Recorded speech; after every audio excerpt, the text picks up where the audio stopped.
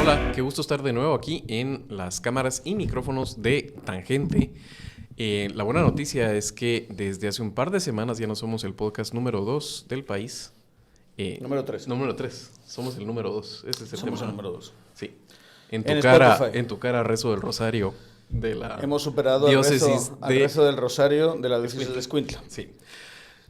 Casa de Dios todavía queda... No, ese todavía está ese un es poco inalcanzable difícil. para nosotros. Sí, pero bueno, en fin, el sueño de que diezme la audiencia todavía está un poco lejano.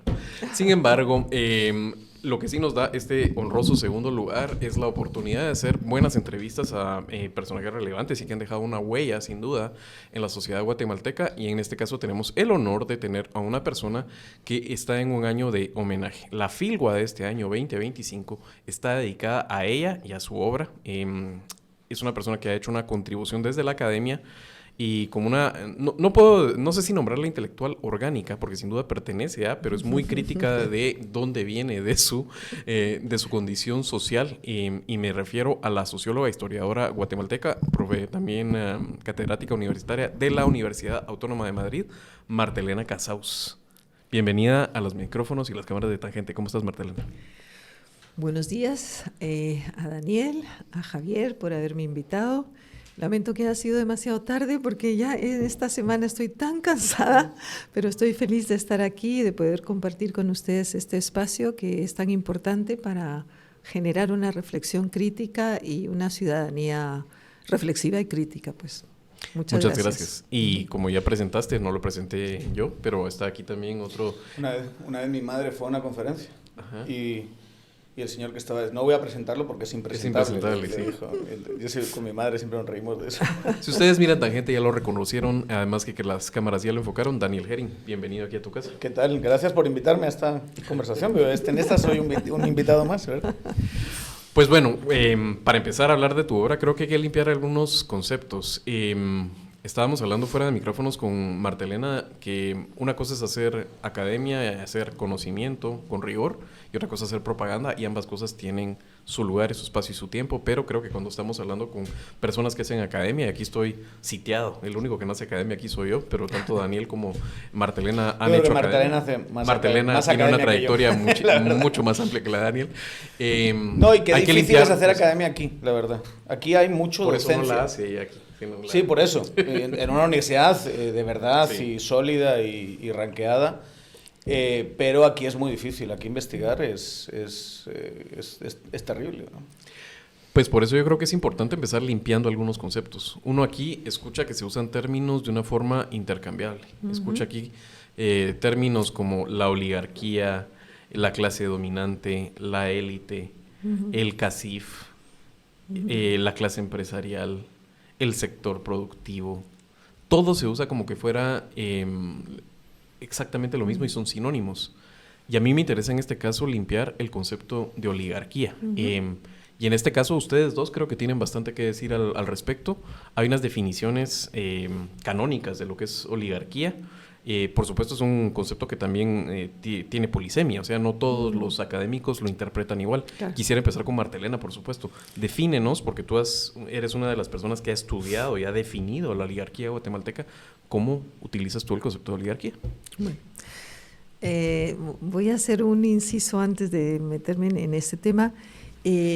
Yo fíjense que no me considero académica. La gente muchas veces me cuestionan cuando yo digo que no me considero ni académica ni intelectual, sino que me considero una ciudadana mestiza ladina, centroamericana, que a través de la investigación, porque sí soy una buena investigadora, eso sí, a través de la investigación y la utilización de instrumentos heurísticos nuevos, ha podido conocer mejor su realidad para poder transformarla. Entonces, me consideraría una intelectual comprometida con su realidad, pero poco académica. A mí la academia me aburre mucho. Es más, es decir... Se le ha quedado como pequeña. Sí, yo siempre a mis alumnos les digo, mira, yo no soy académica. A mí lo que más me gusta es investigar, conspirar y bailar.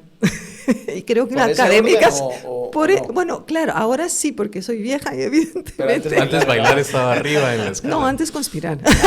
Oye, Conspirar sí, y, es lo más, conspirar y lo más bailar a la alegre es vez. conspirar. Eso es Conspirar y bailar a la vez. Tenía sobre todo en España. Bien, sí, yo te agradezco mucho, porque últimamente estoy muy pesada con el tema de que las palabras importan y no se pueden utilizar indistintamente unas y otras, porque eso nos lleva a que después se nos revierte a las personas que queremos cambios y transformaciones sociales, se revierten en nuestra contra, como el tema de los woke, ¿no? Entonces, mire, yo empecé mi investigación no voy a contar otra vez mis orígenes, sino simplemente hablando de clase dominante. Pero claro, me di cuenta que al hablar del racismo y la ideología de la clase dominante estaba cometiendo 4 errores. El racismo creía yo que era un elemento clave. Ideología, creí que el racismo era una ideología y no lo es algo más. Y clase dominante era un concepto que no me servía de nada. ¿Por qué no servía de nada el concepto de clase dominante?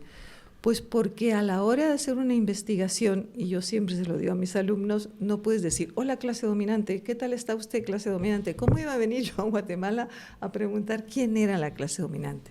Entonces tuve que bajar a un concepto, que además era un instrumento heurístico, que era el de red familiar. Entonces, el de red familiar sí te permitía saber quién era quién, como decía Wright. Recuerden ustedes que Tangente es traído también por Himalaya y Parismart. Parismart es el hepatoprotector con productos naturales que nos trae Himalaya. Y recuerden ustedes, si van a beber con el primer trago, las recomendaciones se toman su cápsula de Parismart, están protegiendo su hígado y también los efectos del alcohol son menos severos al día siguiente, la recuperación es más fácil. Recuerden, beban, tomen agua en moderación siempre y sigan nuestro consejo de utilizar Parismart si ustedes van a beber en sus eventos sociales. Mills y Domov, Who is Who en America Now. ¿Qué Entonces, pata puso ¿quién ese era huevo? quién? Y para poder hacer una reconstrucción de la red, y Suisi también, y Barán, para poder hacer una reconstrucción de quiénes eran las redes familiares. Pero eso era un instrumento funcionalista, digamos, de la sociología funcionalista, con lo cual yo me negaba a abandonar el concepto de clase dominante y sobre todo el concepto de oligarquía. Entre medias de encontré uno que era muy válido de Wright Mills, que era el de élite de poder, porque ampliaba a la clase dominante a aquellos sectores vinculados al ejército, a los medios de comunicación, a sectores, digamos, soterrados, que también formaban parte de los grupos de poder, ¿no? Entonces, mi planteamiento es, ¿cómo unifico clase dominante, élite de poder y red familiar, ¿no? Entonces, rastreando bien, me di cuenta que cuál era el elemento que tenían en común esos 3 conceptos, el de oligarquía. Porque oligarquía, como bien sabe Daniel, es gobierno de unos pocos, ¿no? Entonces, gobierno de unos pocos que controlan de una forma desmesurada el poder económico, político y social. Entonces, es el concepto de oligarquía es el que me sirvió para utilizar los otros 3, pero sin creer ni que son sinónimos, ni que se pueden utilizar indistintamente. Y al final me quedé para hablar de ese sector determinado, digamos, económico, en el concepto de núcleo oligárquico. Ni siquiera oligarquía, porque sigue siendo muy ambigua, pues. Entonces, así fue cuando, como dices tú, como fui peinando para lograr, digamos, una mayor precisión conceptual, que creo que en estos momentos es más necesario que nunca. Y sobre todo porque, digamos, la eclosión, digamos, de tu nombre, que la trayectoria es larga, pero, digamos, cuando uno empieza a ver que tu nombre permea más allá de los ámbitos en los que siempre había estado, es cuando sacas el libro de Linaje y Racismo. Pero esa es una fotografía en el tiempo. Esa red oligárquica que tú pintas ahí, incluso uno podría decir que en ese momento ya estaba como desfasada. Ya había grupos ahí que no estás estudiando. Se queda pequeña. Sí. O había algunas redes familiares que no eran ya parte de esa oligarquía, sino eran viejos, rancios linajes que ya no... Apellidos, ¿verdad? Que eran más apellidos. Pero siguiendo esa pregunta, ¿cómo ha evolucionado desde el final de la obra esa clase social concreta, digamos? Porque dentro de todas las redes de poder, tu obra se centra sobre todo en estas familias de origen colonial en muchos casos, claro.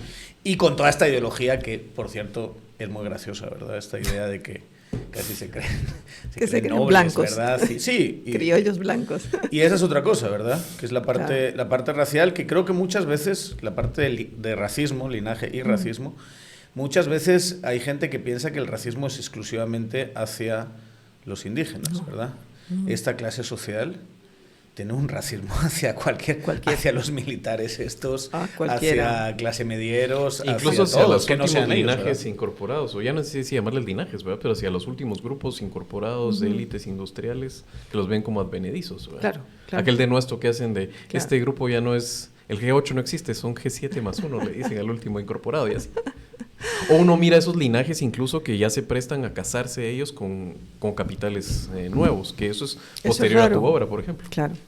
Mira, voy a presentar mañana, yo creo que va a ser bastante conflictivo por el momento y el contexto, un pequeño libro que debía haber sido el capítulo 6 de Linaje y Racismo, que es la oligarquización o proceso de reversión autoritaria versus democratización, en el cual veo qué queda de mi obra y qué no, y qué es lo que ha cambiado, ¿no? Entonces, ¿qué queda? Queda una cosa sorprendente, digo porque, ¿qué queda? La metodología, en primer lugar. Porque fíjense que es interesante como el libro de Robinson y Acemoglu cogen la metodología. Mi par de preguntas sobre Acemoglu y Robinson, bueno, qué bueno que pues entonces solo te lo comento. Sí, no, cogen la metodología nuestra para seguir por qué las naciones fallan, why the nations fall. Y fallan precisamente porque son esas oligarquías y esas redes familiares o élites de poder las que no permiten y obstaculizan el desarrollo de los países. Entonces, ellos lo cogen como elemento metodológico. Entonces, yo creo que la metodología de partir de lo concreto sensible, ahí sí que, como diría Brecht, de lo concreto sensible para hacer un análisis ha sido importante porque mucha gente, y en ese libro lo analizo, ha cogido la metodología de redes, entre ellos Fuentes Knight, que ha hecho un excelente libro cogiendo las redes familiares como corporaciones económicas, y son las que tiene el Estado cooptado. Entonces yo creo que la metodología ese es el elemento más determinante porque lo han cogido como 25 académicos y les ha servido. Eso por una parte. Por otro, aunque parezca mentira, y es verdaderamente, yo creo que es terrible, el tema de las alianzas familiares. Las alianzas familiares como mecanismo de reproducción de esas redes y como mecanismo de concentración del poder económico y político sigue funcionando. Lo demuestra Watzenagger. Y ustedes también, yo te cito a ti, Haras, Watzenagger, y tú también en un análisis que tienes con Gutiérrez. Exacto, con Gutiérrez, porque demuestras cómo las alianzas familiares sigue siendo un mecanismo de reproducción de las redes, con lo cual ese también es otro elemento que sobrevive. ¿Qué no sobrevive? Las redes que decaen y entran nuevas, y sobre todo lo que realmente cambia todo el panorama es la emergencia, eclosión y preponderancia del narcotráfico y del blanqueo. O sea, esos dos elementos modifican sustancialmente, en términos gramscianos, el bloque de poder. ¿Y estaban fregadas estas élites con esa eclosión? Sí, yo creo que sí. Están ya... Yo por eso, antes de que pasara lo de Trump, pensaba que era el final. O sea, y además sigo pensando que es, y además eso también Marco Fonseca lo dice con mucha claridad, es que han dejado de ser clase dominante, han dejado de ser clase dirigente, porque ya tienen que compartirla, y yo creo que eligieron un mal compañero de viaje. Eso fue el error. Es decir, porque o cambiar o morir, eso el gato pardo es absolutamente clave. O sea, o se tenían que aliar con otras, digamos, fuerzas políticas o morir, pero se aliaron con un mal compañero de viaje. Entonces yo creo que eso es lo que les hace que vayan a caer más pronto, lo mismo que le va a pasar a Trump. Entonces, en ese sentido, creo que tenemos, digamos, el pronóstico de que han dejado de ser clase dominante, clase gobernante y clase dirigente en estos momentos. Yo diría una cosa sobre eso, que a lo mejor a algunos les va a resultar un poco extraña, pero yo creo profundamente que a ellos esa caída no se ha dado más rápido por la CICIG Sí.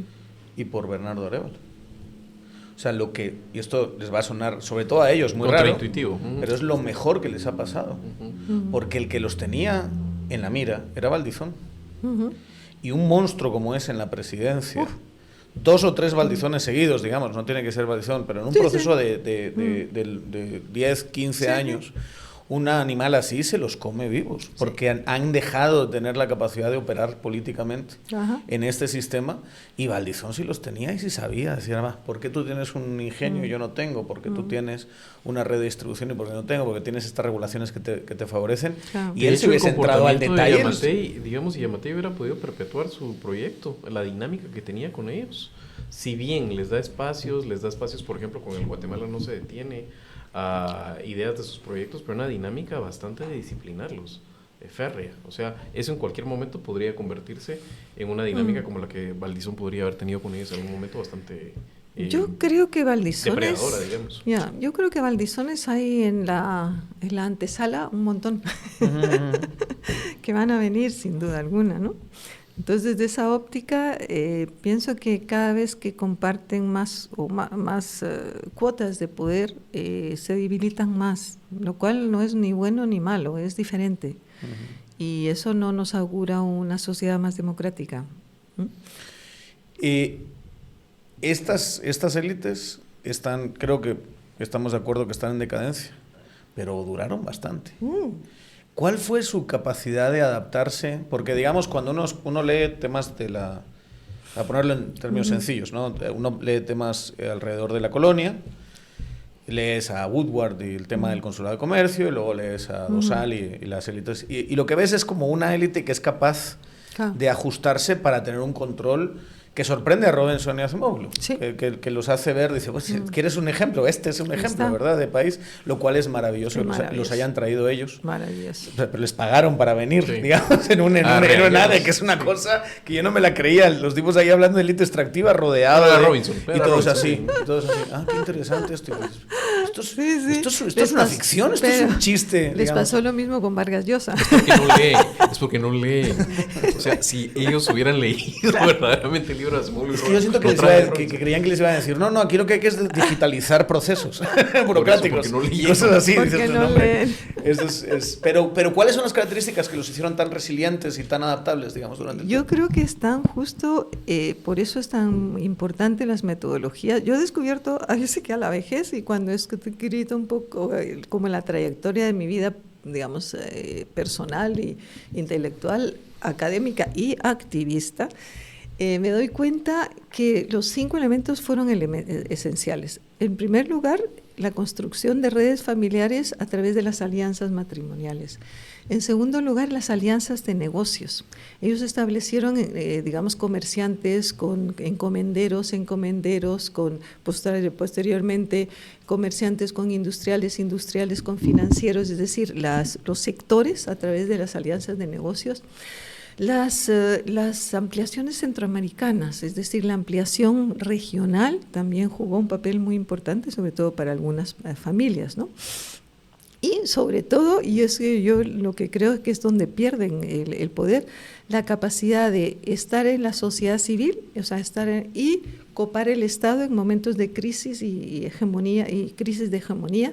Entonces ellos están en la sociedad civil, copan el Estado, lo arreglan con pactos interelitarios, ya sea con los militares, ya sea ahora con otros sectores, y retornan al mercado. Esa alianza, esa capacidad de pasar del mercado al Estado y del Estado al mercado, es lo que les ha dado tanta fuerza, porque tú crees que ya no son los mismos, y siguen siendo los mismos.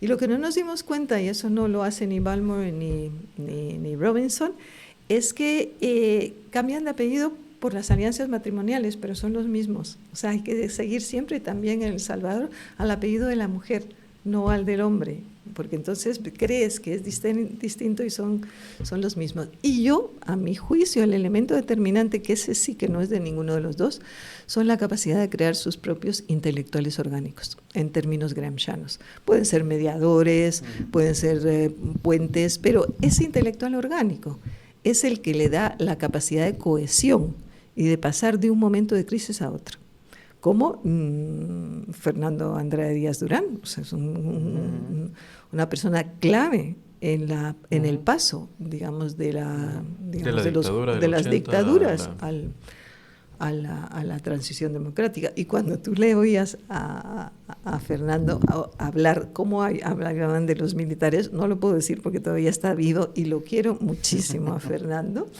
te dabas cuenta del racismo tan fuerte, claro, que había hacia todos los otros sectores, ¿no? Pero él es el intelectual orgánico de la transición, sin lugar a dudas, como Suárez fue en España. Entonces, yo creo que el problema de la clase dominante actual es que no ha creado sus propios intelectuales orgánicos y eso es lo que le lleva a la debacle. Entonces traen a gente de fuera, españoles, norteamericanos, que no entienden nada. Si nosotros, fíjate, 3 personas preocupados, obsesionados, trabajando por Guatemala, no entendemos casi nada, ¿no?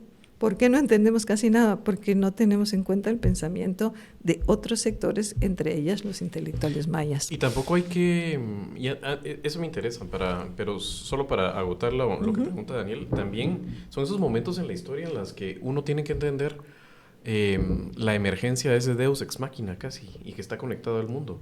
Uno no puede entender la historia de Guatemala sin el cambio de derrotero que fue el 54 y la irrupción de Estados Unidos. Esa era una crisis absoluta de hegemonía, si lo quieres ver en esos términos también, pero también era una crisis orgánica de lo que era la organización de la sociedad guatemalteca en ese momento. Lo que pasa es que es un proceso completamente abortado por un Deus ex machina. O sea, ¿qué haces tú cuando vienen los hermanos Dulles y tienen este interés y agarran todo el aparato americano y te organizan lo que era la primera y seminal golpe de Estado con las armas, además de operación psicológica y de espionaje y de desinformación?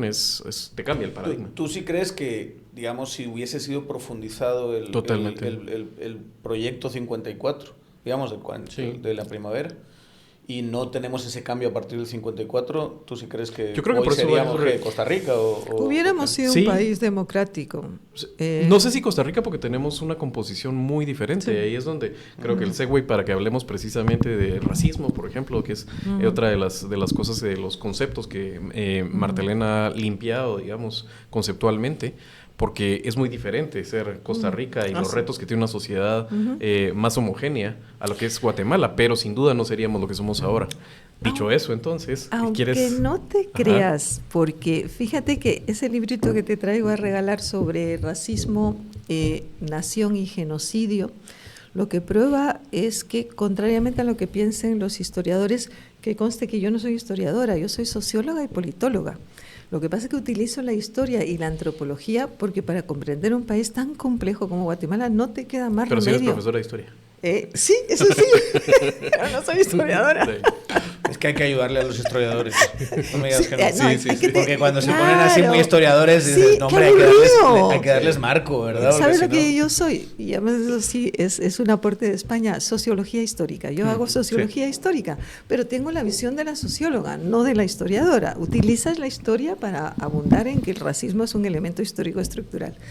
Pero antes de entrar en el racismo como tal, yo quería apuntar a que el elemento determinante para mí nunca fue, descubrir la estructura de poder de las élites de poder de todo Centroamérica, sino porque éramos tan racistas. Pero es ahí donde te das cuenta que el racismo sí que es un fenómeno histórico estructural y que va acompañado de esa construcción de las redes familiares. Pero en todo Centroamérica, incluso en Costa Rica, fue una nación eugenésica, contrariamente a los historiadores que dicen que fue una nación mestiza, una nación ladina. No, nunca fuimos una nación ladina. Costa Rica fue una nación eugenésica y se basó en el blanqueamiento de la nación, a pesar de que la composición era 10% frente a 70%. ¿Pero por qué? Porque eliminó en el siglo XIX, a través de los censos, a todos los afrodescendientes y a los pocos indígenas. Simplemente los eliminó y los quitó. Entonces ya dejó, pero es una nación que se construye sobre el blanqueamiento de la nación. Pero eso te lo posibilita también, digamos, la composición étnica, claro, obviamente, la composición étnica. Ahora, lo que era trata de hacer eso en Guatemala y lo trataron de hacer. Claro, es que lo que era ridículo es tratar en Guatemala de imitar a Argentina. Bueno, nosotros no imitábamos a Costa Rica, nuestra visión era Argentina o Uruguay, en lugar de imitar a México. Es que, como yo me pregunto en el libro, ¿pero por qué no nos construimos como nación mestiza teniendo el ejemplo de México y nos construimos como Argentina o Uruguay? Y mirar tan lejos. Exacto. ¿Por qué? Porque el exterminio de las indígenas hacia el desierto en Argentina fue muy exitoso, pero aquí con un 70% era absolutamente lo que yo diría, una disonancia cognitiva. Así es. Una disonancia cognitiva. Entonces, eso es lo que no nos permitió construir un proyecto de nación conjunto, que nos creímos que el Estado éramos nosotros, los blanco criollos ladinos, y que la nación, en términos comunitarios de comunidades, eran los pueblos indígenas. Es ahí donde fracasamos, como dice Robinson Acemoglu, como nación. Y de ahí el problema de identidad nacional que tiene muchas veces que sigue el guatemalteco. Digamos, un poquito la selección medio saca algo ahí, pero vamos, es una cosa que aparece y desaparece, ¿verdad? Antes de preguntar sobre los intelectuales indígenas, que creo que es un tema fundamental, yo tengo especial curiosidad en esta pregunta. ¿Por qué en esta última etapa no tienen la capacidad de generar intelectuales orgánicos? ¿Es por idiotización? ¿Es por radicalización, digamos? Por ignorancia, porque no leen. Ya. Yo ahí sí estoy de acuerdo con Javier. No leen y no se preocupan. No sabes la cantidad de gente que le he preguntado, bueno, porque obviamente solo tengo un primo maravilloso que me ha mandado un arreglo de flores. ¿Solo uno? Solo uno, pero estoy muy orgullosa. Sí, Antes no tenía ninguno. Bueno, ahora tengo uno que me ha mandado unas flores y otro que me ha felicitado. O sea que vamos avanzando. Y otros que se han disculpado porque los he invitado, obviamente.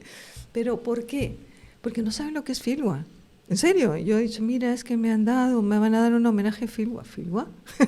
No, que eso fue otra de las conversaciones que tuvimos afuera de micrófonos, cómo se ha defendido el espacio de Filwa con tanto éxito, como un espacio intelectual, Bueno, y por supuesto que tiene... cooptar Es que, también, pero ¿no? ¿por qué fracasaron? Y una de las cosas que hablábamos con Martelena precisamente es porque no leen tampoco, no tienen tampoco esa masa de intelectuales con las cuales pueden, ¿cuál sería el término de Steve Bannon? Inundar la zona, sí, digamos. Flooding the zone. Sí, flooding the zone, sí.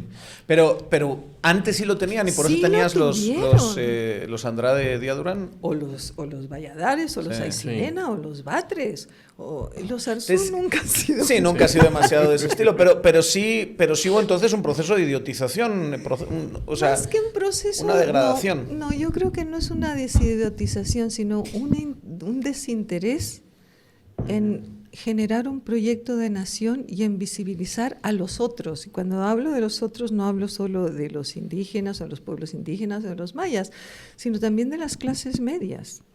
Entonces yo creo que el hecho de considerarse diferentes, blancos, ¿no?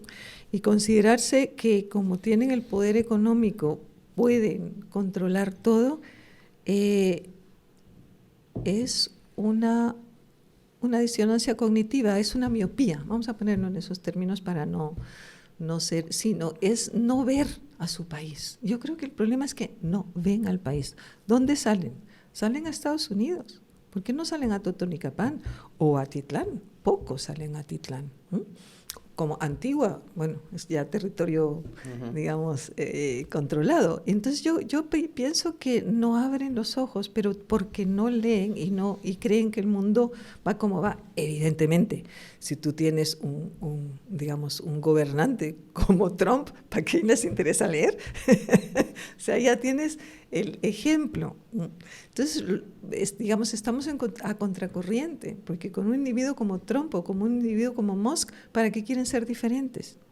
Si creen que así pueden dominar, efectivamente, si creen que así pueden dominar el mundo, y no se dan cuenta, y esto yo creo que hay que insistir en ello, es que están en la última etapa del terciario del cuaternario, no entiendo de prehistoria, pero son los últimos coletazos de los dinosaurios. A mí Ahora, siempre que nos van a llegar, nos van a llegar. siempre me han dado ese resabio a la Al viejo. oligarquía sureña antebellum. Tienen todos esos códigos. No sé cómo hablarlo y tal vez es una puerilización, ¿verdad? Pero o sea, te dan toda esa sensación. Incluso el tirarse de frente con la agresividad como lo hacen. Que de hecho después se reinventan y dicen que es una lucha galante y te la tratan de revender y reempaquetar, pero sí, yo coincido contigo en que están destinados En obviamente decadencia, están destinados a desaparecer, pero claro, si te coge un tirano rex, pues los coletazos Sí, obvio, claro. pueden Se ser mata todavía. brutales. No es que no sea peligroso, ¿verdad? Claro, claro. Quisiera que habláramos ahora de racismo y el racismo estructural, o sea, cómo es verdaderamente una de las estructuras de esta sociedad, cómo está conformada, y lo peor es que a veces es tácito y por eso es más difícil desmontarlo. Claro. Tu tesis era que es una de las estructuras de dominación de esta sociedad, cómo está enraizado en el 2006, haces incluso, cómo es está enquistado en el Estado. Y eso estoy hablando en Guatemala antes del juicio por genocidio, que también tú tienes un lugar ahí muy importante en el peritaje que tienes en ese momento, para poder probar la tesis de por qué es genocidio, que es una de las premisas que tenía que ver. Hay un componente de una diferenciación étnica y una focalización. Pero quisiera que me hablaras entonces, hay personas que todavía te contestan y te dicen en este país el racismo o no existe o está superado. Otra vez, limpiemos conceptos. ¿Qué es racismo y qué racismo estructural especialmente? ¿Y por qué es tan importante entenderlo y definir esta sociedad como racista para poder dar un paso al frente?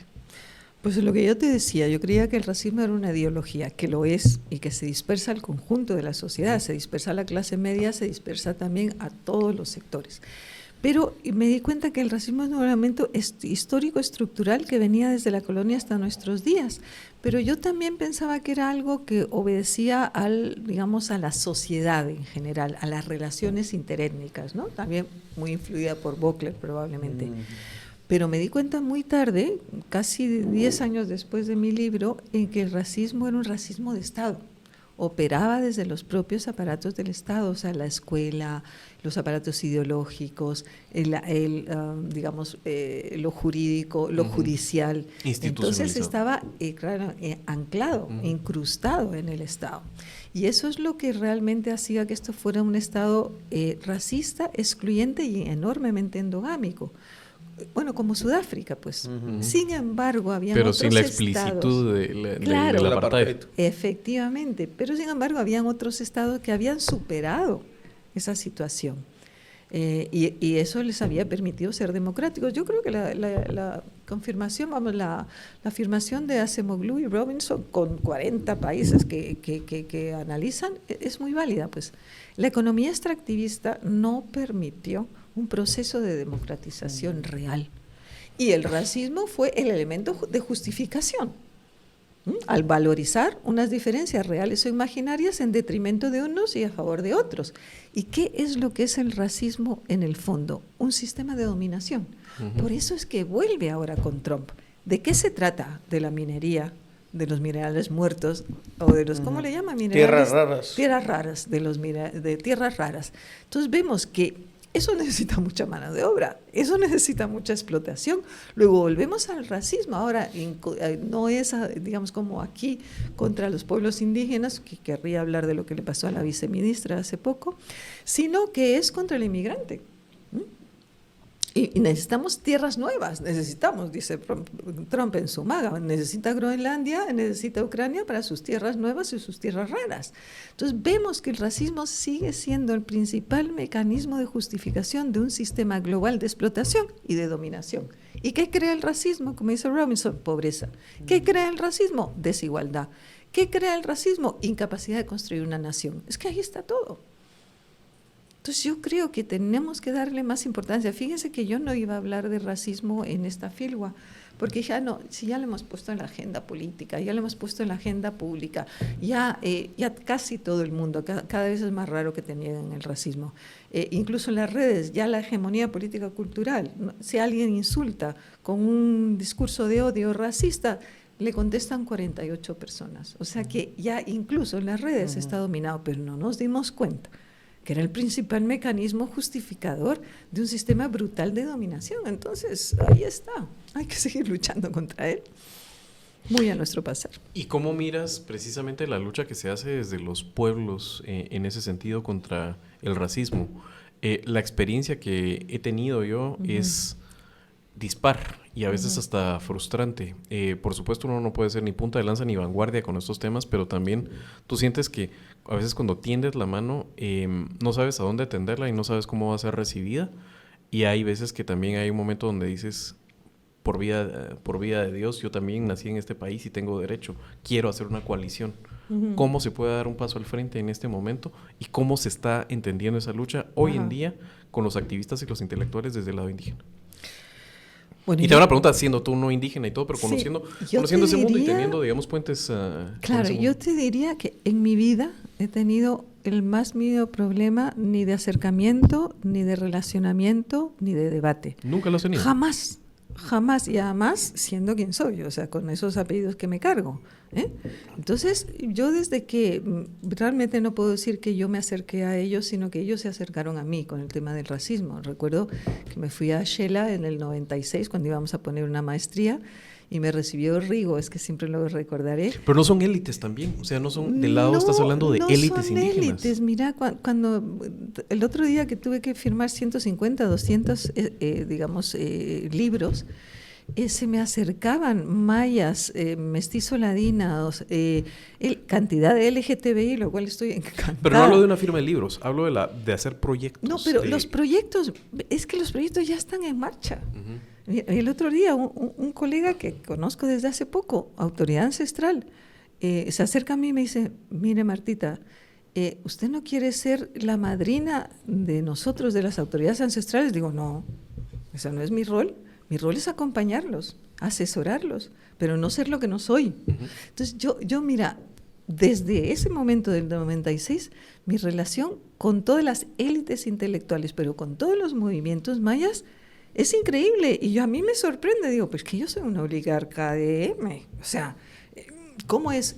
O sea, debería haber mucha más desconfianza, en principio, ¿no? No la hay, y además hay una relación, miren, en estas mesas de 48 personas... Pero tal vez precisamente esa condición es más fácil, ¿no? O sea, ser la oveja negra de la oligarquía guatemalteca. También eso es me ayuda. Muchísimo más fácil, me imagino yo, eso me preguntó hacer un Pedro Brian, Trujillo. Por ejemplo. Pero mira, sí. ¿Qué preguntó Pedro? Pedro Trujillo, pero ¿no cree usted que la fama que tiene se debe a su condición de clase y a su privilegio? Digo, claro, obviamente. Si no fuera así, no me escucharían ni de un lado ni de otro. Indudablemente, claro. En eso es en lo primero que estamos de acuerdo usted y yo. Pero fíjense que no es eso. La forma, yo creo, Javier, es de la manera como nos acercamos. Yo creo que el mestizo ladino todavía, cada vez menos, tiene miedo a esas alianzas, tiene desconfianza. Y evidentemente los pueblos indígenas y los intelectuales mayas tienen una profunda desconfianza. Pero nunca, de verdad, probablemente era porque, es verdad, con la mamá de Rigo, doña Sofi, era como mi segunda mamá. Entonces yo creo que cuando te acercas humanamente y sin tapujos, las relaciones fluyen. O sea, entonces lo que quiero decir con esto es que esas alianzas ya están dadas. No son las que tú quieres dar, sino que se han dado a través de los espacios de sociabilidad nuevos, como los juicios, como los derechos humanos, como las fundaciones, las ONGs, es decir, la interacción. Entonces, ¿qué es lo que nos falta? Una interacción entre empresarios y empresarios mayas, que son buenísimos, que tienen mucho que ofrecer, y ahí es donde queríamos nosotros hacer el link, porque a los otros niveles ya está dada. O sea, piensen que en las 48 personas, o sea, 48 ponentes intelectuales que vinieron a las mesas nuestras, el 70% eran mayas. Yo solo me quería traer a Robinson de figurón y no quiso venir. Él se lo perdió. Sí. Pero... que se vaya con Fundesa. Exacto. Pero fíjense qué interesante que de las 48 personas, el 70% eran mayas. Intelectuales mayas, y ninguno de ellos bajaba de maestría a doctorado. La mesa sobre las otras caras del racismo, con 3 doctoras y la viceministra que pidió llegar para denunciar lo que había sufrido, Berta Zapeta, fue impactante. Y ella fue la que pidió venir a esa mesa. Entonces ahí te das cuenta que el espacio está creado. ¿Cómo ves ese? Es tan simbólico, tan viral, ¿verdad? Pero dice tantas cosas y sirve para hablar de tantas cosas. Mira, Cuando lo viste, ¿qué pensaste? Pues a mí todas esas cosas siempre me causan entre un dolor, una rabia y una indignación profunda. Pero cuando veo la madurez y el escaso, por no decir nulo, resentimiento con la forma como ellos lo asumen, me admira. Yo, honestamente, sería una resentida, sí, sin más. Entonces yo creo que ellos tienen una madurez fruto de lo que también han padecido durante tantos años. Yo tengo el mismo pensamiento, yo sería un radical. Yo sí, yo sería una resentida. Sí. O sea, querría poner por todos lados, yo qué sé.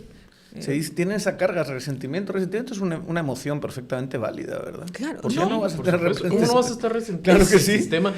Es que eres un resentido, como que eso termina el debate. Sí, te deslegitima. Abraza el resentimiento. Sí. Claro. Y hay razones para estar Pero resentido. les juro que yo no sé, no sé, son muchísimas compañeros y compañeras mayas con los cuales tengo una amistad profunda, ¿no? Entre ellos Demetrio, Malicia o Rigoberto. Pero nunca he percibido el más mínimo resentimiento. Yo se los pregunto muchas veces, ¿pero por qué?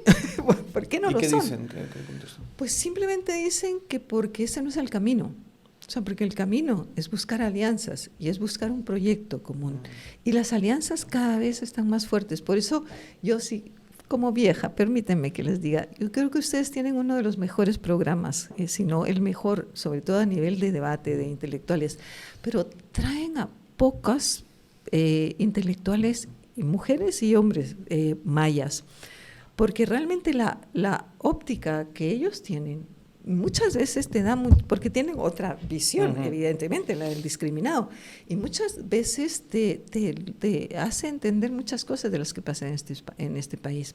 Entonces yo creo que ese hecho en sí es paradigmático de cómo el racismo se ha dispersado al conjunto de la sociedad, porque ¿quién hay detrás de eso? El congresista, que no sé quién se llama, pero ¿quién hay detrás de eso? ¿Cómo trata Teresa, creo que se llama, doña Teresita, a esta mujer? De hecho, se llama Teresita. O sea, su nombre no es Teresa. Su nombre de DPI es Yo Teresita. querría conocerla para Es saludarla. la hija de Sandra Torres. Ella es la hija de Sandra Torres. Pues sí, mira sí. cómo se dispersa la ideología racista en las clases dominantes hacia las clases medias y otros sectores no de la clase media. Ahí estamos viendo, o sea, la forma de operar. ¿Cómo esta mujer le dice a Berta, pero es que no me entiende porque usted no sabe hablar? Y la postura, ¿no? O sea, a mí lo que Exacto. más... Así como la cara, así Pero como... ¿cómo Habla en se español. atreve? ¿Cómo se atreve esa mujer además siendo la representante? A mí lo que me gustó de todo este proceso es que le dicen, háblele al pueblo de Totonicapán, ¿no? Dice. Y entonces ella le habla y luego, ¿qué ha dicho? ¿Qué ha dicho? Pero no acaba de decir que le habla al pueblo. Lo ha hecho, ¿verdad? Y lo ha hecho en un idioma que entiende. No, y además su reacción fue, voy a ver si no me insultó, le dice. Traigo el otro, eso parece Es no que me por insultó. eso es de un racismo brutal y es de una ignorancia. Y cómo estos individuos o individuas se permiten decir que son las representantes del pueblo de Totonicapán. Pero precisamente, y para agotar ese punto, las puertas y los micrófonos aquí han estado abiertos. Justamente lo que hemos hablado tú y yo antes, y me has ayudado incluso, es a vencer esas desconfianzas mutuas, si lo quieres ver en algún momento. Pero se necesitan tener esos espacios porque tú no sabes los esfuerzos ingentes que hemos hecho muchas veces para tener en este espacio personas que vienen, que son de líderes o que pertenecen, digamos, a sectores y a organizaciones que vienen de el mundo indígena en Guatemala. Pero que vengan a espacios como estos muchas veces no hay interés. Entonces, a lo que voy con eso, y no es una... Hay desconfianza y sobre todo hay que seguir trabajando en eso. Pero a lo que voy es, o sea, ¿está bien el tirón de orejas público? No, no es un tirón de Está orejas, perfecto. es un No, pero cariño, sí. es cariño. Hay que perfecto, escucharlo. está perfecto, pero a lo que voy es, y eso es, hay que seguir trabajando de los dos lados en ese sentido. Por eso te decía, en ese sentido mi experiencia ha sido dispar, porque también te digo, uno de los mejores experiencias ha sido precisamente cuando logramos vencer esas desconfianzas. El programa que hicimos, y ese tú nos ayudaste a armarlo con Carlos Freddy aquí, fue fantástico. Wow. Yo quiero volverlo a hacer porque quiero, ahora que ya tenemos año y medio después, y que estamos en el octubre de ahora, para cumplir los 2 años, yo quisiera tener aquí otra vez a alguien como Carlos Freddy y que volviéramos a analizar Rigoberto te viene 2 años seguro, por supuesto. O sea, es que ya hemos tenido aquí a Rigoberto. Esa es la pregunta. Sí, no, se ha venido. Pero Rigoberto que me ha estado aquí 2 veces. Va. ¿Quién tenemos que escuchar? ¿A quién Yo te puedo dar 20, 30. Démosle. O sea, Gladys Zul, Vicky Tubín, que es la comisaria contra el racismo y la discriminación, Delfina Mush. Yo me recuerdo que Delfina y Gladys no quisieron venir la otra vez. Te lo digo, qué Gladys, bueno que quieran venir ahora. Gladys es mucho más reticente. Gladys es una de las mejores intelectuales y Gladys es mucho más reticente porque está en otra batalla, está en la batalla jurídica. Está bien, solo las puertas están abiertas. Están defendiendo a Luis y a Héctor, ¿no? Claro. Entonces están en una batalla y cuando están en esa batalla no pueden hacer declaraciones porque las invalidan. Lo entiendo perfecto. También hay que entender. A nosotros nos frustró un poco porque lo intentamos una y otra vez, ese maravilloso, por mucho que le moleste a la gente, octubre de 2023, de traer a autoridades indígenas a hablar. Claro. No quisieron, no queremos tener protagonismo. O sea, había una parte de cultura política que uno admira y respeta mucho, ¿no? Esto de no les gusta que nadie destaque porque se empieza a creer que esto es personalista. Están utilizando. Y de hecho el sistema rotativo que tienen es todo lo contrario, es intentar que sea lo más comunitario. O si me permites solo la interrupción, muchísimo. Que tal vez a veces también piensan que este es un espacio en el cual uno les va a hacer preguntas de ese tipo de te voy a venir aquí a desnudar enfrente, cuando lo que nosotros aquí hacemos básicamente es a tratar de entender y que las personas tengan una plataforma para presentarlo a una audiencia que no ha tenido. Yo lo plantearía desde otra forma. Yo creo que ustedes tienen ahí un rol muy importante. No es que tengan miedo, no tienen miedo de nada. Es decir, las declaraciones, por ejemplo, un Raúl Nájera. El otro día les voy a contar una provocación porque fue insólita.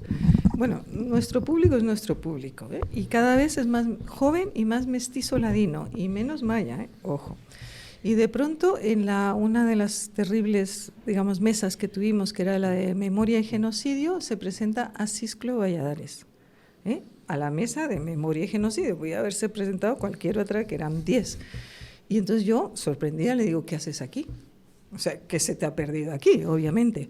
Pues vengo a homenajearte, digo, después de las insultadas que me diste, cuando el tema de genocidio me vas a mí. El tipo se tiene un morro. O sea, es que un morro que se lo pisa.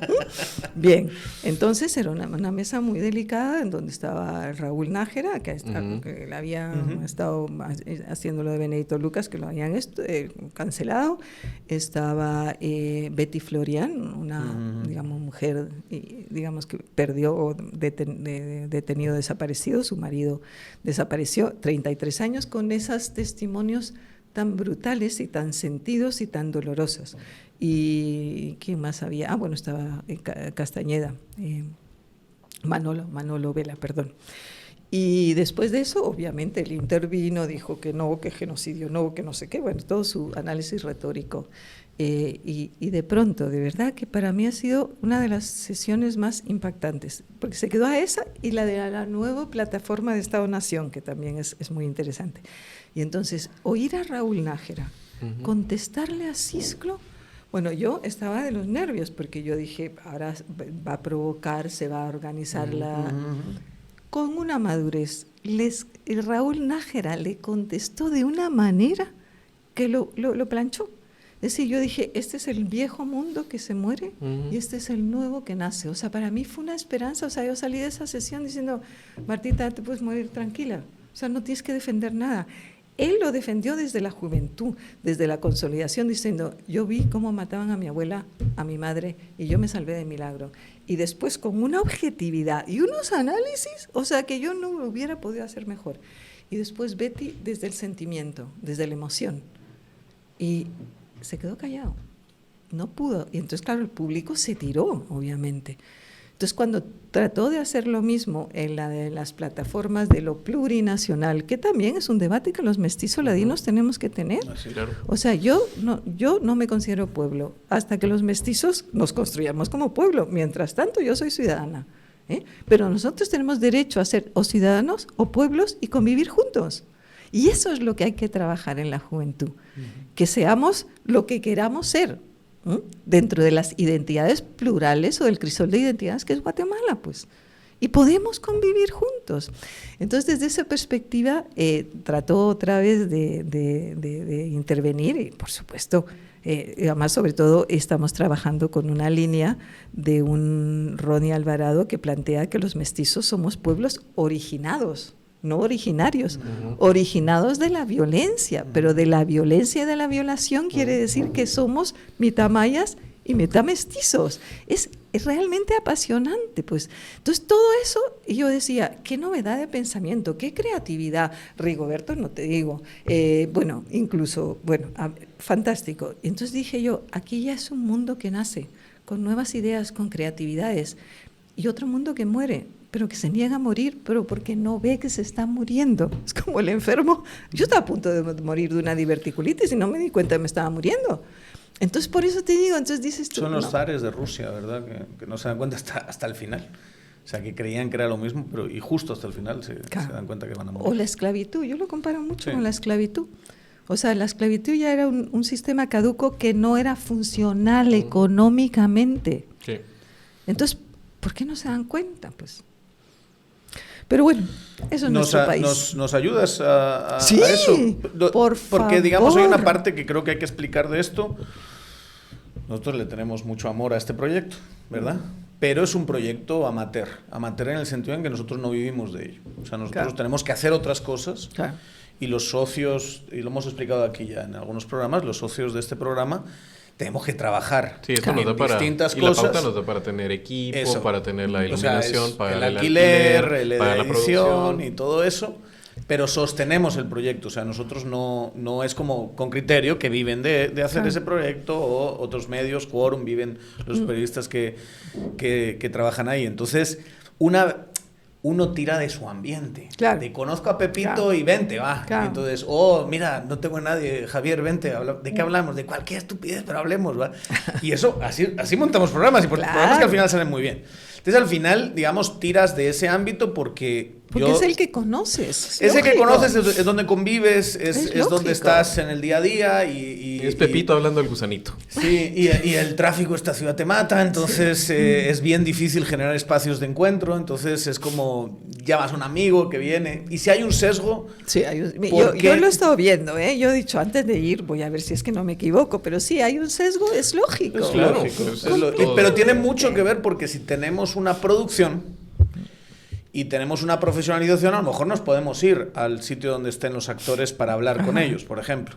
A mí no me pidas que agarremos a Shela o a... es que no podemos, o sea, no tenemos el financiamiento, no tenemos las capacidades, y ahí tienes que trabajar con lo que puedas, ¿verdad? Con lo que hay, y entonces ayúdanos a generar esos vínculos para poder invitar a gente que hable. Ellos vienen, fíjate, de Shela, solo de Shela vinieron 17. No se les pagó nada. O sea, quiero decirte que ellos vienen porque, bueno, además gente joven, por ejemplo, Glenda Estabalán, se las recomiendo. Una mujer de una valentía, de un discurso contundente, construido perfectamente, o sea, sin un papel. Yo todavía tengo que leer con papeles. O sea, y hay gente joven extraordinaria. Entonces, yo sí me comprometo... es una pena que esté a caballo, ya ahora me voy, pero sí me comprometo cuando esté aquí, porque también ellos tienen que tener confianza que la persona que les pregunta es una persona, y voy a decir una cosa y no me pesa, que les ama profundamente y que les acompaña desde hace 40 años, ¿me entiendes? Entonces, yo sí me comprometo a ayudarlos, porque ayudarlos a ellos es ayudarles a nuestro país, ayudar a que los otros entiendan que no rebuznan o que no los van a matar, como pensaron. Fíjense solo un detalle de racismo, Javier, que te va a interesar. En el 19, con lo de Telma Cabrera, en los niveles de discurso de odio, para no hablar de racismo, sino que de discurso de odio, y las pirámides de odio se dispararon a un 60-70%. Pero las respuestas, digamos, en contra de ese discurso de odio fueron 48, ya están en 52, medido en redes. Micha, digamos. Efectivamente. Ahora, cuando pasaron los 106 días de resistencia, en los mismos medios, salvo, claro, Nómada, que ya no estaba, algunos que desaparecieron, patatín, patatán, no hubo, ni en República, un discurso de odio en los 106 días. ¿Cómo te interpretas eso? ¿El racismo ha desaparecido? No. El discurso de odio desapareció, absolutamente, un 0,5%. ¿Qué quiere decir eso? Bueno, yo he tenido que buscar explicaciones, porque mi explicación, eso se murieron de miedo, ya está. Pero no, es que se produjo una empatía y además de empatía se produjo simpatía, cosa que no había pasado nunca en el país. En esos 106 días ni República tuvo apoyo al pacto de corruptos. Todos los apoyos fueron hacia 48 cantones y autoridades ancestrales. Entonces te das cuenta que también hay un elemento que es la falta de relacionamiento, la interacción. Claro. Entonces, las alabanzas que había hasta en República hacia 48 cantones y hacia las autoridades ancestrales fue brutal. Ni siquiera en el momento del bloqueo, que sí que subió, digamos, el discurso en contra, pero no sustancialmente, no se puso en el 19. ¿Eso qué quiere decir? Que tenemos que fomentar la interacción. No, eso está científicamente probado. Y eso está científicamente probado. Sí, no sé si la has escuchado. Bueno, me han hablado. Hay una encuesta específica, digamos, que hace preguntas muy específicas de ese proceso. Es espectacular. Sí. Es que te quedas, mucha más gente se movilizó en ese octubre que en 2015. Claro. Muchísima más gente. O sea, dice haber participado de. Y luego cómo ves eso. Y ahí es donde te das cuenta de la decadencia de estos grupos que siguen hoy diciendo los que bloquearon el país durante un mes. Mira las encuestas, imbécil. No lo está viendo, no lo está haciendo mal. O sea, no lo está viendo mal. La sociedad guatemalteca vio bien ese proceso. Bien. Lo ve como algo heroico. Han surgido símbolos que la gente quiere, el conito, el no sé qué. O sea, son cosas que la gente no identifica como nos pararon el país, ese grupo de comunistas pagados por USAID. No está pegando a vuestro discurso. La lotería es divina. La lotería que hicieron mientras estaban toda la noche. Sí. Entonces, o cuando bailaban. O sea, fue una cosa que no encaja con la experiencia de la gente. Yo no les traje en nuestra última revista, La Sexta, que fue a analizar esos 106 días, pero desde la perspectiva de los que vivieron esos 106 días. Entonces se llama Yo estuve ahí, yo lo viví, yo lo sentí. La que estaba de cocinera, la que hizo las posadas, que fue preciosísima, el del conito, o sea, la gente, cómo vivieron esos momentos. Entonces, es impresionante. El cambio de este país, no queremos verlo. Pero yo les digo, solo voy a un concierto de Sara Kurucic y digo, este proceso ya es irreversible, y se los aseguro. Ojalá que no me equivoque en mi última predicción. El proceso de unificación del mestizo ladinos, mayas, clases medias, es irreversible. Nos tienen que matar a todos, bien, puede haber otro genocidio, bien, puede ser. Pero si esto no se da, o hay una alianza de todos, o estamos abocados, eso sí, podemos parar en manos del narcotráfico o de las CIACs. Eso sí es una posibilidad. O de un populista estilo Bukele. Sí, efectivamente. Pero yo creo que hay mucha esperanza. Yo estoy enormemente esperanzada, a pesar de todo lo que estamos viendo. Y si permites una pregunta más coyuntural. Sí, te la permito. ¿Está dando la talla este gobierno de esa maravillosa historia de 2023? No la está dando. Lamentablemente no la está dando. Yo, ya saben que es mi amigo desde hace 30 años y no quiero hablar de política, no porque tenga miedo, porque he sido muy crítica con el tema de Héctor y Luis Pacheco, y creo que esto es indignante, no se puede permitir, y más con lo último que pasó, obviamente. No la está dando, y las 3 preguntas que yo me hago es: no puede, está maniatado, es su carácter, como dicen muchos. Yo le conozco y no creo que sea su carácter. O es que las fuerzas y sobre todo el círculo que está a su alrededor no le permite dar los pasos. Quiero justificarlo así, pero me da igual, por una razón muy sencilla.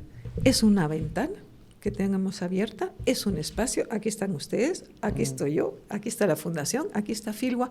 Aprovechémoslo a tope, sigamos avanzando, creando lo que ustedes están haciendo y lo que todos estamos haciendo: pensamiento crítico, pensamiento reflexivo y ciudadanía. Me da igual que sea multiciudadanía y construcción de un proyecto de nación. Entonces yo ni me lo pregunto. Sí, yo lo veo y sigo. Y digo, bueno, pues venga, más diplomaturas, más maestrías, más formación. y ustedes también, generación de opinión pública, lo que hacía Masferrer, lo que hacían nuestros antepasados en los años 20. Creemos ese compromiso de nación. Estamos llegando ya casi al final del programa. Dejamos de tocar el tema de memoria. No lo dejamos de tocar. Lo vamos a tocar, aunque sea lo último que toquemos en este momento de pasada. Sí. Algunos tienen la idea que las generaciones que sufrieron el conflicto se mueren. Y simplemente lo que tiene que hacer uno es esperar a que las generaciones mueran y eso desaparece por sí mismo. Y esa es la forma como las sociedades pueden voltear página. Esa es una tesis que se ha improbado muchas veces. No es así como se voltea página. Otros, la tesis es, tiene que haber una negociación del conflicto. Es válido ponerle un punto final, pero tiene que haber un derecho a la memoria. Si no le das a las víctimas un derecho a la memoria, es imposible que haya reconciliación. Yo me adscribo a esa tesis. Creo que además el tiempo te demuestra que es la única forma en que las personas recuperan su dignidad, incluso los victimarios. Pero no soy un experto en el tema y no lo he trabajado en Guatemala. Quisiera que nos contaras no solo qué piensas sobre esas visiones encontradas y además cómo nos encontramos en este momento en el país respecto a lo horrible que fue verdaderamente. Y otra vez regreso, o sea, la génesis de eso es ese Deus Ex Machina del 54, un proceso abortado en el cual había condiciones y después de eso hay un conflicto además, creo, desde el punto de vista estratégico muy mal llevado por la insurgencia, sin duda, pero en medio una población que quedó como carne de cañón. Exacto. Y lo que hay es un horror que en el cual puedes hacer los cálculos que sean. Hay unos cálculos que da igual. Da igual, pero aquí hubo 300 o 30 es una barbaridad. Pero aquí hubo una violencia de Estado y una cantidad desproporcionada. Eso es un hecho como una catedral que lo quieren borrar. Y lo quieren borrar y quieren invisibilizar eso, y los esfuerzos ha sido política de Estado en este país. Entonces, cuéntanos. Bueno, primero, Daniel está aquí, sabe lo peligroso que es la desmemoria, lo peligroso que ha sido en España el perdón y olvido. Sí, así es.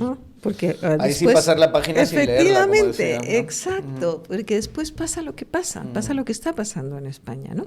Casi una política pública de memoria, maravillosa, primero una política de memoria histórica, después de memoria democrática, a ver si así calmamos a las bases, y un fracaso, pues.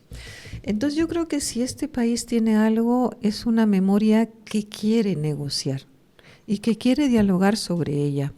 Y en ese sentido no se les puede negar el derecho, porque la memoria no solo es un deber, sino es un derecho.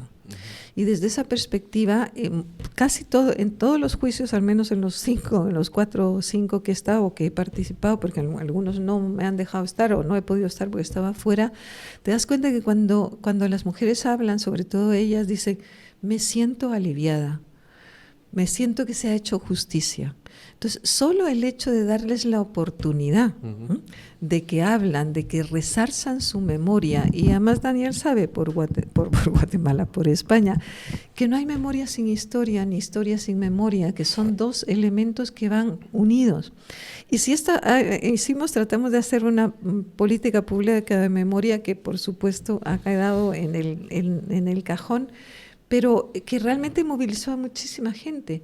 Y lo más importante es que la gente no quería que le devolvieran su terrenito, que le no sé qué, o que le pagaran no sé cuánto. Lo de los resarcimientos, que es como... El resarcimiento material. Quieren ficha. Exacto. Del conflicto. Sí. Columna ahí de... Quieren un sitio de memoria.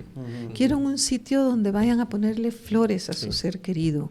Y eso es sencillo, no es caro, es simplemente reunirse con la comunidad y hacer ni siquiera un panteón ni un edificio. O sea, fíjense, por ejemplo, ahora con las niñas de Hogar Seguro. O sea, ni siquiera, cada vez nosotros trabajamos en recorridos por la memoria. Y lo que hacemos con los chicos de los colegios, más que de los institutos, porque los institutos no nos traen gente, el austriaco, Fea y Alegría, es llevar a los muchachos jóvenes a los sitios de memoria. O sea, ¿qué pasó aquí? ¿Qué pasó en la catedral? ¿Qué pasó cuando Robin García? ¿Dónde estaba Luis León? O sea, todo. Pues se pueden creer que en la plaza, en la plaza central ponemos las cruces de las niñas de Hogar Seguro y nos la rompen. Sí. O ponemos una placa de todos los desaparecidos en el parque de al lado del conservatorio y lo rompen. Sí. Eso es el colmo de la crueldad, de la maldad y del innecesario. Porque realmente los juicios han visto la de las mujeres hachís, que Sí. dicen que es de los pocos que han salido. ¿Pero por qué ha salido? Porque eran todos comisionados o patrulleros civiles, no había ningún militar de rango. Si hubiera estado Benedito, no sale. Pero la gente necesita sanar. La gente necesita negociar sus memorias y hablar. Entonces yo creo que es un derecho que no se lo podemos negar. Y pienso que hacer memoria es hacer historia, pero sin resentimientos. Nosotros cuando hablamos de memoria histórica empezamos en 1524. No es el conflicto armado. Es toda nuestra memoria que no ha sido dialogada ni negociada entre nosotros mismos. Entonces, desde esa perspectiva, los recorridos por la memoria que estamos haciendo, pues en un año tenemos 1.500, 2.000 jóvenes. Ay, yo no sabía que esto pasaba en Guatemala. El otro día llegó alguien y dice, bueno, ¿cómo se llaman? Hacemos interacción, focus group, así sociogramas, y le preguntamos a una chica, ¿cómo se llama? Rogelia Cruz, te puedes imaginar. ¡Ah!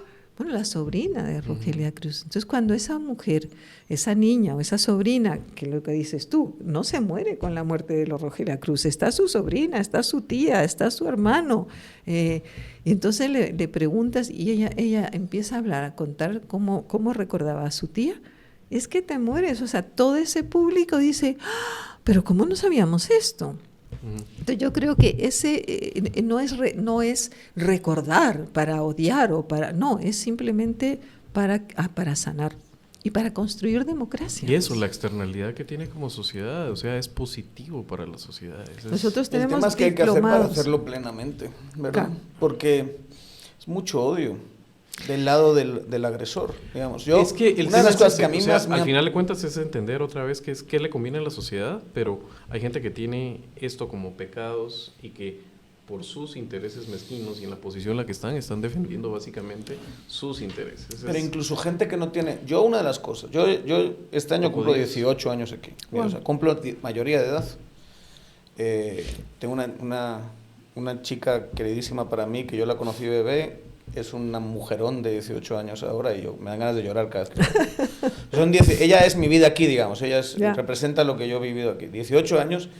Entonces uno dice, conozco el país, pero no dejas de ser de fuera nunca. Siempre tienes esta mirada. Una de las cosas que a mí más me ha sorprendido de múltiples momentos que he vivido en esta sociedad es el odio a la víctima. Sí. O sea, es que es un pero recuerdo. una cosa irracional, agresiva. Y dices tú, pero si tú eres el que está ganando en todo esto, mira qué bien vivimos, estamos... Mejor que nunca. Estamos aquí, como se dice en buen chapín, de a huevo, ¿verdad? Y tú eres el que odias al que está peor de la sociedad. Es una cosa que no entiendo. Ahí sí un resentimiento durísimo porque unas niñas se queman. Imagínate. Y las odias, Sí, y crees que son prostitutas. Sí, cabal, y entonces, se lo merecían. Dices tú, pero estás mal. Pero es que además, ¿quiénes son los que pelean eso? Y eso sí es hegemonía. Viste, ahorita son las huestes de Joviel en la plaza las que destruyeron el memorial de las niñas. Imagínate. O sea, pero miren, es que yo creo que siempre miramos a los peores. Entonces, cuando mucha gente a mí me pregunta, pero Martita, ¿por qué no existen más personas como tú? Digo, no lo intenten, son irreciclables, pero no miremos siempre a esos, que son una minoría y son realmente cuantitativa y cualitativamente insignificantes. Míralo en las redes, incluso en las redes, pues. Entonces yo creo que lo que tenemos que mirar es a los otros, sobre todo para tener esperanza. O sea, es absolutamente necesario y porque la esperanza está dada en base a la realidad. Entonces, no los miremos a ellos, no nos enfanguemos. Yo cuando me dicen, pero trate de convencer, yo no le intento. Yo lo que veo es un horizonte mucho más amplio en este país. Y mira, te voy a decir ya, Sebas, consejo de vieja, como dicen en España, o la tomas o las dejas. Yo estoy a caballo. Como las lentejas. ¿Sí? Exacto. Como las lentejas y como las viejas. Yo estoy a caballo entre España y Guatemala. Yo no me siento extranjera en en mi país, por supuesto que no, pero tampoco me siento extranjera en España. Yo creo que uno que está a caballo y que ha vivido en dos realidades, lo que tiene que entender es coger lo bueno de cada uno de ellos y además adaptar lo bueno que hay en España, en Guatemala, y en Guatemala nosotros hemos adaptado muchísimas cosas, proyectos colectivos, construcción colectiva de conceptos, metodologías, muchísimas cosas de Guatemala le hemos adaptado en España con un gran éxito. Entonces yo pienso que somos ciudadanos del mundo, al fin y al cabo. Y lo que tenemos que hacer es, en el mundo que nos toca vivir o que queremos vivir en ese momento, dar lo mejor de nosotros. Y eso es, pues... Lo que pasa es que es canche. Y como alguien le dijo a Daniel una vez, le dijo, ¿sabe qué le pasa a Daniel? Lo malo es que me lo dijo delante de él, entonces lo ¿Sabe qué le pasa a Daniel? constantemente. Se lo dijo, en este país ser canche es un oficio. Y usted no lo ejerce. Usted no es particularmente bueno en él. Me dijo. Martelena Casaus, ¿Puedo hacer muchísimas gracias. Una última pregunta solo. Bueno, dale, por supuesto. De esta que tenía guardada. Claro que sí. ¿Qué tan orgullosa te sientes de haber elegido la oligarquía como, digamos, objeto de estudio, como tu agenda de estudio de vida? Cuando ves primero la importancia de las oligarquías ahora, mira las oligarquías en Estados Unidos, se ha hecho cada vez más importante el estudio de las oligarquías, y luego cuando le dan el premio Nobel a Robinson y a Acemoglu, que en realidad están tomando ese estudio de alguna manera. Y uno no se queda así como diciendo, vaya, sí acerté. O sea, sí estoy hablando, o sea, sí hace muchos años elegí estudiar un tema que no puede ser más relevante. Pero los ahora. italianos ya lo tenían claro, Sí, ¿verdad? Que esa era claro. Sí, pero no desde el punto de vista oligárquico. Yo no es que me siento orgullosa. Bueno, se me va a escapar una lagrimita. Me siento profundamente satisfecha. Jamás pensé ni creí que iba a tener este nivel de incidencia. De manera que ahora que he estado muy cerquita de irme con Pancho, me he dado cuenta que me puedo ir tranquila, sobre todo no por lo que pude, digamos, incidir, sino por la semilla, y no soy de semilla, por la semilla que hemos dejado, pues. Entonces, desde esa perspectiva, me siento enormemente orgullosa. La segunda que me preguntabas es lo de Robinson y Acemoglu. Lo unía, digamos, Bueno, sabes sí. la relevancia del tema porque está de actualidad el estudio y luego Claro. que encima le dan un premio Nobel a esta Sí, gente que está tomando pues eso. mira, fíjate que es la primera vez que lo empleo en un libro, Sí. porque yo ni siquiera había leído a Robinson y a Acemoglu hasta hace 4 o 5 años. La primera versión, que tiene muchísimo más de Centroamérica, tiene como 20 páginas. Y entonces dije, qué buena ocasión de traerse a Robinson, porque él habla español, el otro creo que no, para que realmente viera que no es una cuestión simplemente de una loca de la vida que está equivocada, no, es que lo han cogido metodológicamente y han demostrado por qué las naciones fallan, porque les mete en un círculo de pobreza. O sea, además, mira, como convencimos a Berger y a Stein y a los empresarios maravillosos que habían en esa época, es que el racismo nos cuesta caro. Nos cuesta el 0,03% del Producto Interno Bruto. Ya no es un problema ético, ni es un problema moral, sino que es un problema de que les cuesta caro ser racistas, porque la gente consume menos, porque se les paga menos. Entonces yo no solo me siento orgullosa, sino enormemente esperanzada en el futuro de este país, a pesar de todo lo que está pasando. Entonces yo creo que jalemos para adelante mientras tengamos esta ventana de oportunidad escasa, por lo que puede venir, porque es el tiempo que vamos a tener para consolidar lo que ya hay. Y les aseguro que la hegemonía política o cultural la tenemos a nuestro favor. Y gracias a ustedes también, y a los medios alternativos. O sea que yo estoy muy contenta. Ay, y bueno, quiero decir también gracias a Filwa, porque se atrevió realmente a apoyar a una disidente, vamos a decir así, a una transgresora del pensamiento. Entonces, pues si no me dan esta audiencia, probablemente hubiera seguido incidiendo, pero no tan fuertemente. Entonces estoy feliz, la verdad. Son gente ruda esos de Filwa, ¿eh? Son gente peleona. Que nos gusta aquí. Pues muchas gracias por la oportunidad que me gracias, dan Marta. y A ti, a muchas seguir gracias. luchando. Y cuenten conmigo. ¿Vale? Pues felicitaciones, merecido el homenaje de este año y gracias por haber pasado aquí por Tangente. Gracias a ustedes, pues, de verdad, de corazón. A ustedes, gracias siempre por la audiencia. Espero se hayan quedado hasta el final porque creo que valió la pena. Una charla que le sacamos el jugo.